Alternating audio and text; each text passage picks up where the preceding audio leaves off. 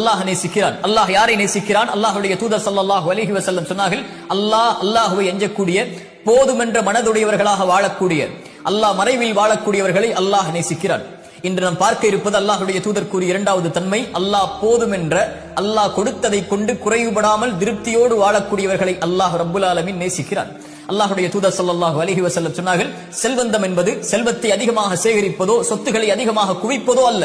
செல்வந்தம் என்பது அல்லாஹ் கொடுத்ததை கொண்டு திருப்தி அடைந்த உள்ளத்தோடு வாழ்வதுதான் செல்வந்தம் என்று அல்லாஹ்வுடைய தூதர் ஸல்லல்லாஹு அலைஹி வஸல்லம் உலக மக்களுக்கு ஒரு அடிப்படையை சொன்னார்கள். நிம்மதியோடு வாழ்வதற்கு கோடிகளை வைத்திருப்பவர்களும் இன்று நிம்மதியோடு இல்லை, கோடிகளை தேடிச் செல்பவர்களும் நிம்மதியோடு இல்லை.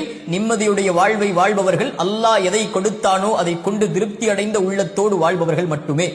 அல்லாஹ்வுடைய தூதர் ஸல்லல்லாஹு அலைஹி வஸல்லம் சொன்னார்கள், ஆதமுடைய மகனுக்கு ஒரு ஓடை தங்கம் கிடைத்தாலும் இரண்டாவது ஓடை வேண்டும் என்றுதான் ஆசைப்படுவான். இரண்டாவது ஓடை கிடைத்தால் மூன்றாவது ஓடை தங்கம் வேண்டும் என்று ஆசைப்படுவான். அவனுடைய அந்த பேராசையை மண்ணை தவிர, மரணத்தை தவிர எதுவும் தடுத்து நிறுத்த முடியாது என்று அல்லாஹ்வுடைய தூதர் ஸல்லல்லாஹு அலைஹி வஸல்லம் சொன்னார்கள். அதனால்தான் அல்லாஹ்வின் அருட்கொடையை புரிந்து கொள்வதற்கு ஒரு நியதியை சொன்னார்கள் தூதர், உங்களுக்கு மேல் உள்ளவர்களை பார்க்காதீர்கள், உங்களுக்கு கீழ் உள்ளவர்களை பாருங்கள், அப்போதுதான் அல்லாஹ்வின் அருட்கொடையை நீங்கள் உணர்ந்து கொள்ள முடியும் என்று அல்லாஹ்வுடைய தூதர் ஸல்லல்லாஹு அலைஹி வஸல்லம் அவர்கள் சொன்னார்கள்.